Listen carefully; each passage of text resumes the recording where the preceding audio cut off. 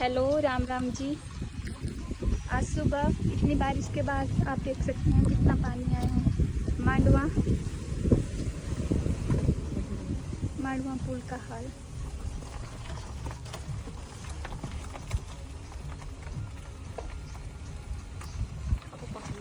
हाँ हाँ, देख सकते हैं कितना